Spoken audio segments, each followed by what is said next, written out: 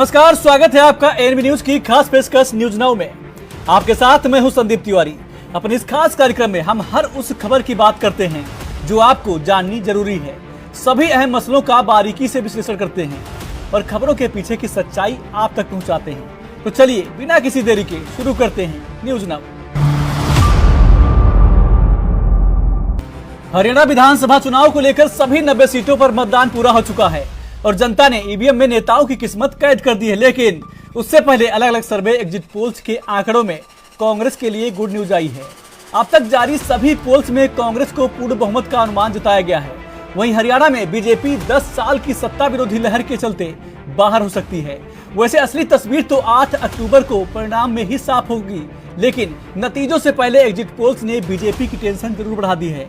हालांकि बीजेपी का कहना है कि हम स्पष्ट बहुमत के साथ सरकार बनाएंगे, इसलिए 8 तारीख का इंतजार कीजिए। कमल का फूल ही है जो हरियाणा के लोग जिसके ऊपर विश्वास कर सकते हैं। कांग्रेस की सरकार बनी है।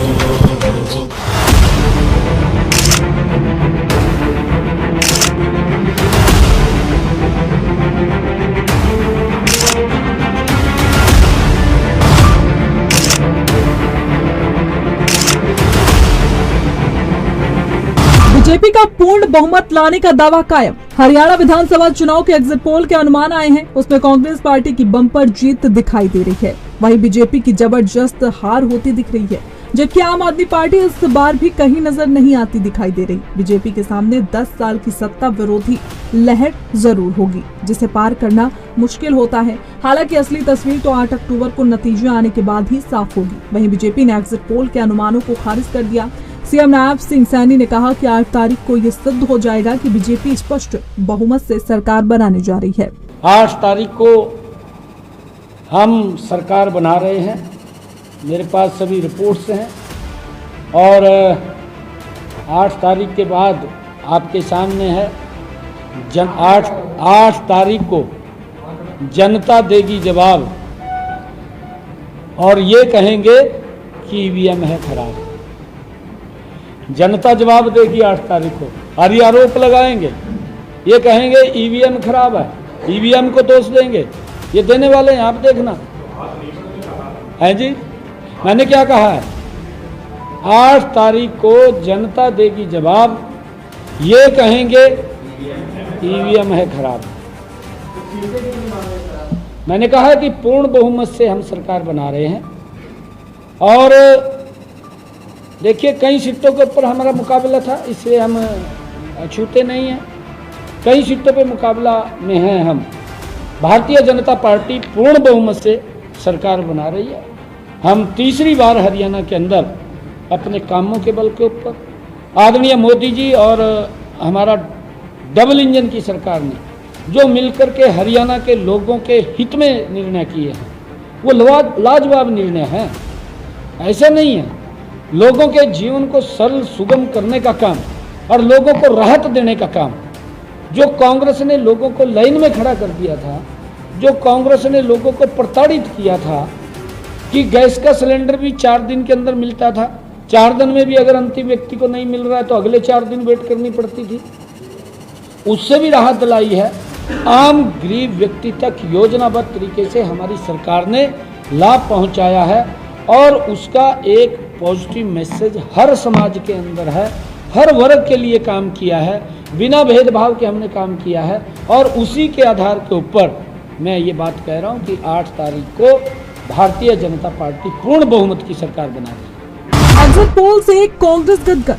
उधर एग्जिट पोल के नतीजों से गदगद कांग्रेस प्रचंड बहुमत हासिल करने का दावा कर रही है। पूर्व सीएम और कांग्रेस के दिग्गज नेता भूपिंदर सिंह हुड्डा ने कहा, हम तो पहले दिन से कह रहे थे कि कांग्रेस भारी बहुमत से सरकार बनाने जा रही है। हुड्डा ने हरियाणा के सभी मतदाताओं को धन्यवाद देते हुए कहा, मैं शांतिपूर्ण चुनाव के लिए जनता को धन्यवाद देता हूँ। सबसे पहले तो मैं हरियाणा के सभी जनता को, जितने मतदाता थे, उनको हार्दिक धन्यवाद करता हूँ कि बड़े शांतिपूर्ण जो है ये चुनाव हुआ है।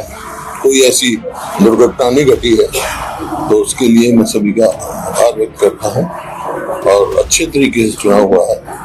और जो एग्जिट पोल है ये तो कल आए हैं मैं तो कितने दिनों से कह रहा हूँ भाई, लोगों ने मन बना लिया है कांग्रेस की सरकार बनाएंगे, भारी बहुमत से कांग्रेस की सरकार बनने जा रही है। तो मैं क्या कह रहा हूँ, मैं भी ये कह रहा हूँ, बोल तो कल आया, पहले से कह रहा हूँ कांग्रेस की सरकार बनने जा रही है। 2005 से 2014 तक कांग्रेस की सरकार रही, उसकी उपलब्धि देखी लोगों ने, और ये 14 से 24 तक ये मौजूदा सरकार है बीजेपी जेजेपी की, इसकी विफलताएं देखी।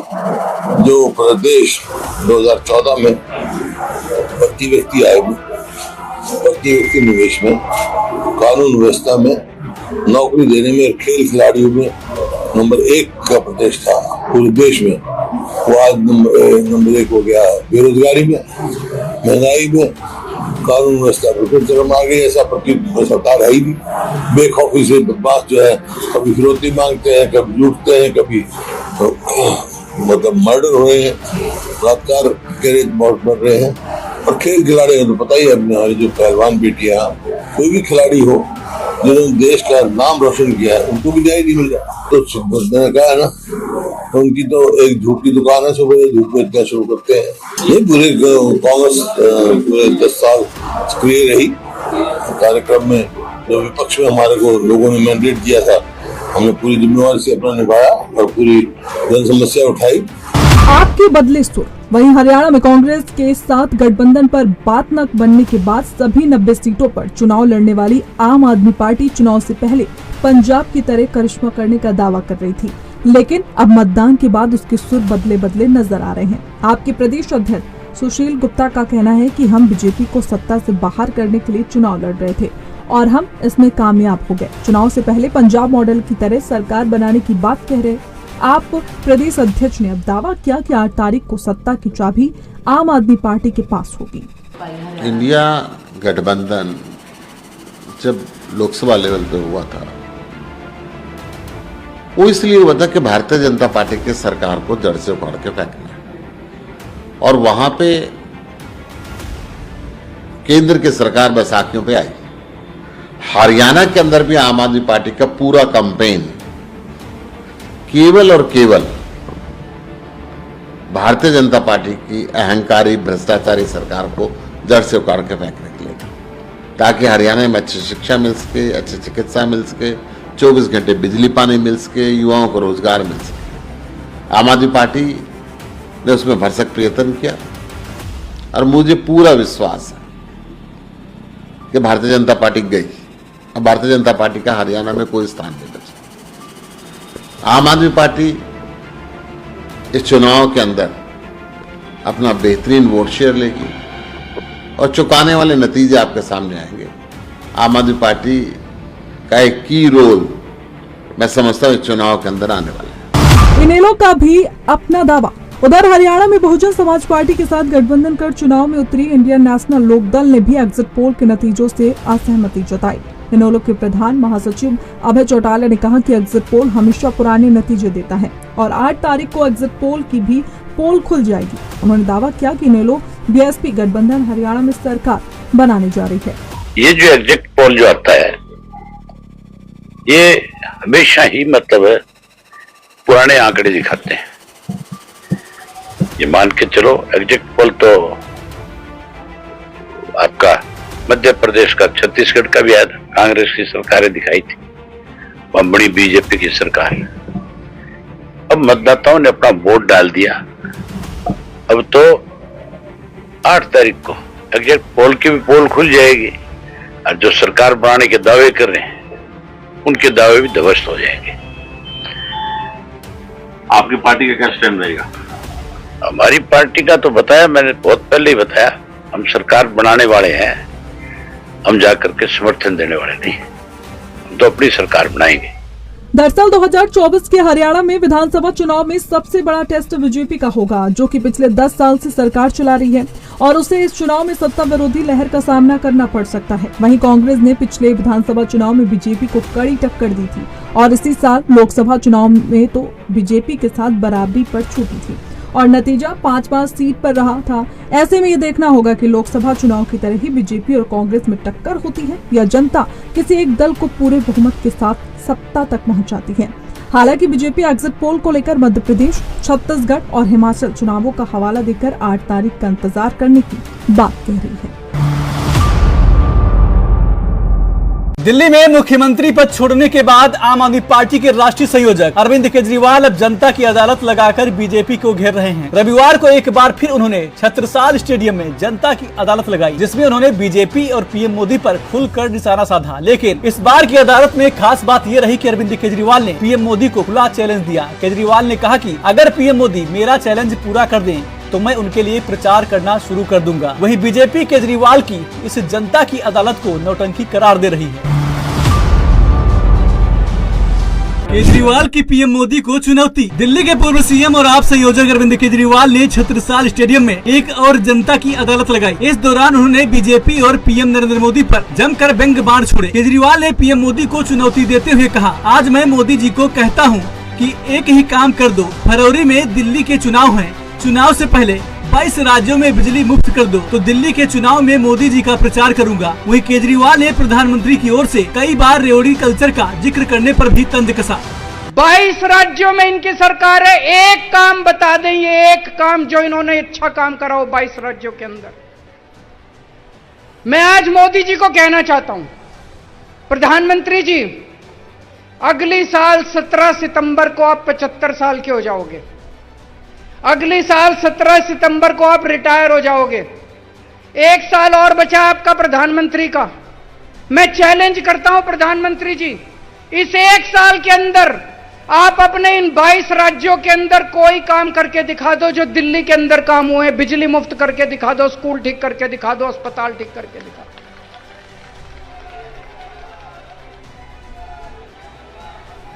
लोग ये कह रहे हैं 10 साल हो गए मोदी जी को राज करते करते, 10 साल में इन्होंने कुछ नहीं करा। जब ये रिटायर होंगे तो लोग सोचेंगे क्या करके गया, कुछ नहीं करके गया। आखिरी एक साल में करके जाओगे तो लोग कहेंगे चलो 10 साल में कुछ नहीं किया, 11वें साल में तो कुछ करके गए। आज मैं मोदी जी को कहता हूं, चलो कुछ नहीं, एक ही काम कर दो।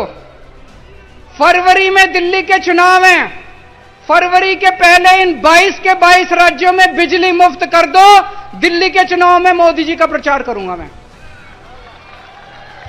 इन 22 राज्यों के अंदर आप बिजली मुफ्त करके दिखा दो, जैसे दिल्ली में हमने दिल्ली के लोगों की बिजली मुफ्त करी है। आपका प्रचार केजरीवाल करेगा दिल्ली के अंदर। मैं प्रधानमंत्री जी को कहना चाहता हूं, ये 6 रेवड़ी हैं और 7वीं रेवड़ी आने वाली है। आपको ये पैकेट मिलेगा। ये रेवड़ी जो है इसमें चीनी से बनती है रेवड़ी। ये चीनी तो जनता की है। इसमें जो तिल है वो तिल भी जनता का है। इसमें जो घी लगा वो घी भी जनता का है। इसमें जो इलायची डली इलायची भी जनता की है। मैं तो हलवाई हूं, मैंने ये सारा मिला के जनता की रेवड़ी बना के आपको दे दी। ये रेवड़ी मेरी थोड़ी है। तिल भी आपका, इसमें चीनी भी आपकी, इसमें तेल भी आपका, घी भी आपका, इसमें इलायची भी आपकी। ये रेवड़ी जनता का, ये तो भगवान का प्रसाद है। आज आप ये लेके जाओगे, जब ये पैकेट आपको यहां पे मिलेंगे, जब घर मिल गए सबको, ये पैकेट आप घर में ले जाके, आपके घर में पूजा घर होगा, वो है कि नहीं है? इसको जेब में डाल लेना, अभी खाना नहीं। घर में जाके पूजा घर में रख के पूजा करके इसकी भगवान के सामने, ये प्रसाद है, ये प्रसाद है, ये प्रसाद है। इस प्रसाद को पूजा घर में रख के इसका प्रसाद चढ़ा के फिर सबको बांट देना। घर के अंदर एक एक सबको बांट देना। मैं मोदी जी को कहना चाहता हूं, जनता से तिल इकट्ठा करके, घी इकट्ठा करके, चीनी इकट्ठी करके, गुड़ इकट्ठा करके मैंने रेवड़ी बना के जनता में बांट दी, प्रसाद बांट दिया। मोदी जी, आपने तो सारी की सारी मिठाई की दुकान उठा के अपने दोस्त को दे दी। आपने तो पूरी की पूरी मिठाई की दुकान उठा के अपने दोस्त को दे दी। ये गलत है। मेरा कसूर यह है, दिल्ली की एक भी रेवड़ी मैंने मोदी जी के दोस्त को नहीं लेने दी। एक भी रेवड़ी, सारी रेवड़ी मैंने आप लोगों को बांट दी। केजरीवाल का एलजी पर निशाना। वहीं केजरीवाल ने दिल्ली के एलजी पर भी निशाना साधा। उन्होंने कहा, मैं जेल में था तो एलजी ने बस मार्शल हटा दिए, दवाइयां बंद कर दी। केजरीवाल ने कहा, एलजी कौन होता है? दिल्ली की जनता के खिलाफ काम करने वाला। केजरीवाल ने इस दौरान कसम भी ली। उन्होंने कहा, मैं आज कसम खाकर जा रहा हूं कि मैं दिल्ली की जनता को उनके अधिकार दिलाकर रहूंगा, दिल्ली को पूर्ण राज्य बनवाकर रहूंगा। पहले हमारे देश में ब्रिटिश राज था, आज हमारे देश में एलजी राज है। जब मैं जेल में था, मैंने भगत सिंह, सुभाष चंद्र बोस, अशफाक उल्लाह खान, इनकी जिंदगी, इनके बारे में खूब पढ़ा। अपने भारतीय स्वाधीनता आंदोलन के बारे में खूब पढ़ा। मैं सोच रहा था, भगत सिंह ने इसीलिए फांसी खाई थी क्या कि अंग्रेज जाएंगे और एक एलजी आके दिल्ली के ऊपर राज करने लगा, एलजी का राज हो जाएगा। अगर दिल्ली की जनता चाहती है कि दिल्ली में बस मार्शल होने चाहिए, तो क्या एलजी को बस मार्शल हटाने की पावर होनी चाहिए? अगर दिल्ली की जनता चाहती है कि अस्पतालों में फ्री दवाइयां मिलनी चाहिए, तो क्या एलजी के पास दवाइयां बंद करने की पावर होनी चाहिए? अगर दिल्ली की जनता चाहती है कि हमें फ्री टेस्ट मिलने चाहिए, इलाज फ्री होना चाहिए, तो क्या एलजी को इलाज बंद करने की पावर होनी चाहिए? अगर दिल्ली की जनता चाहती है कि हमें फ्री बिजली मिलनी चाहिए, तो क्या एलजी को फ्री बिजली बंद करने का अधिकार होना चाहिए? कौन होता है एलजी दिल्ली के लोगों के खिलाफ निर्णय लेने वाला? हमें दिल्ली के अंदर दो जनतंत्र लेके आना है, जो पूरे देश के अंदर दूसरे लोगों का अधिकार है। पूरे देश में आप पंजाब चले जाओ, राजस्थान चले जाओ, मध्य प्रदेश चले जाओ, छत्तीसगढ़ चले जाओ, वो लोग वोट डालते हैं, जिस सरकार को चुनते हैं उस सरकार की पूरी पावर होती है। आज दिल्ली के लोगों के पास अपनी पावरफुल सरकार चुनने का अधिकार नहीं है। मैं एक बहुत छोटा आदमी हूं।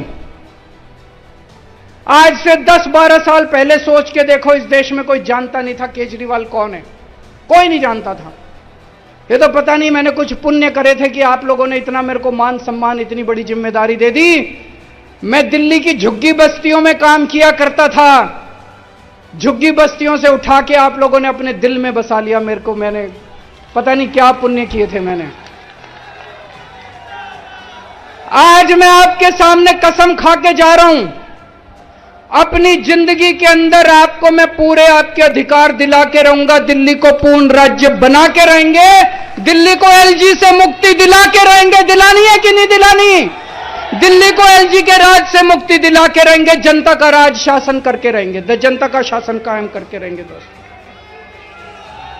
बीजेपी का पलटवार। वहीं दूसरी तरफ बीजेपी ने भी बुराड़ी में एक विशाल जनसभा आयोजित की और इस दौरान बीजेपी नेताओं ने आप सरकार पर जमकर निशाना साधा। इस दौरान केजरीवाल की जनता की अदालत लगाने पर बीजेपी ने पलटवार किया। बीजेपी सांसद बांसुरी स्वराज ने कहा, मैं केजरीवाल से कहना चाहती हूं कि आप जनता की अदालत में जरूर हैं, लेकिन जनता की अदालत में दिल्ली की जनता ने बीजेपी को 7 सीटें जिताकर आपके खिलाफ फैसला सुना दिया है। और दूसरी तरफ है अरविंद केजरीवाल जी, जो आयुष्मान भारत भी नहीं यहाँ पर लागू होने देते और दिल्ली वासियों की जिंदगी से खिलवाड़ करते हैं।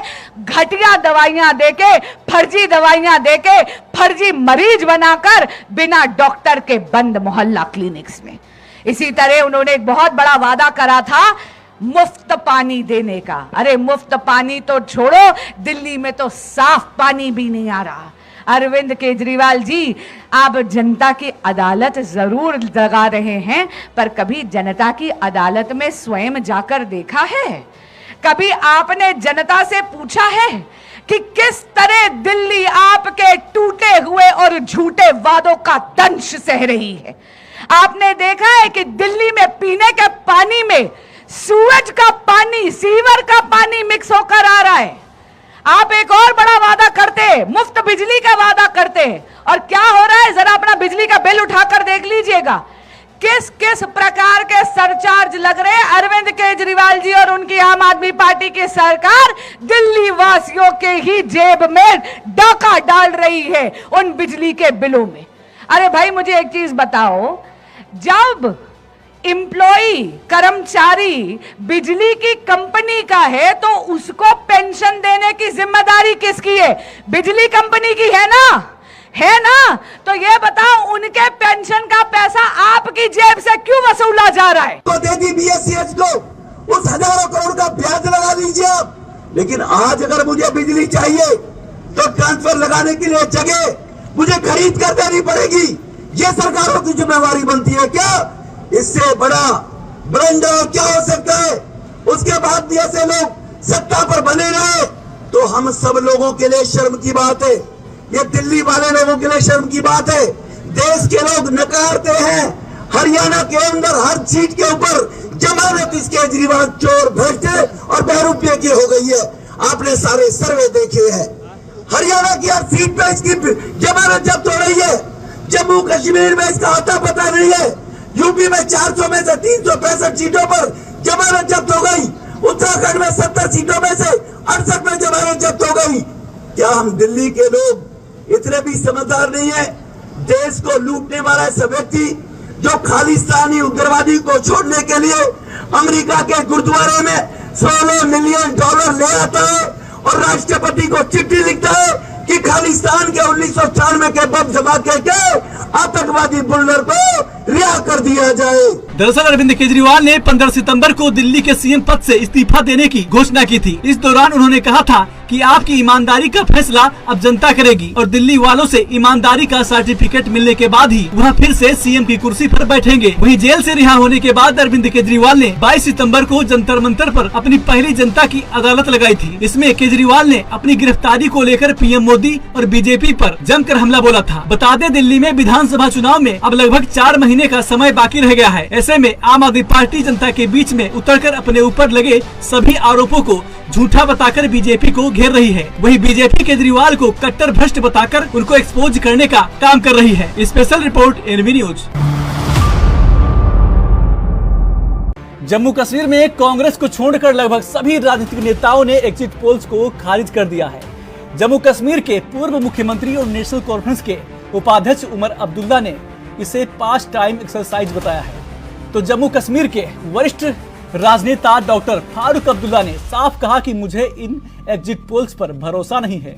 वहीं जम्मू कश्मीर के बीजेपी प्रभारी तरुण चुग ने कहा कि परिणाम एग्जिट पोल के निष्कर्षों को झुठला देंगे। जम्मू कश्मीर में किसकी सरकार बनेगी ये तो 8 अक्टूबर को तय हो जाएगा, लेकिन उससे पहले तमाम एग्जिट पोल के आंकड़े सामने आए हैं, जिसमें कुछ हद तक तस्वीर साफ होती दिख रही है। पोल में कांग्रेस और नेशनल कॉन्फ्रेंस गठबंधन को बढ़त मिलती दिख रही है, तो ही बीजेपी पिछड़ती दिख रही है। हालांकि असली नतीजे तो 8 अक्टूबर को ही तय होंगे।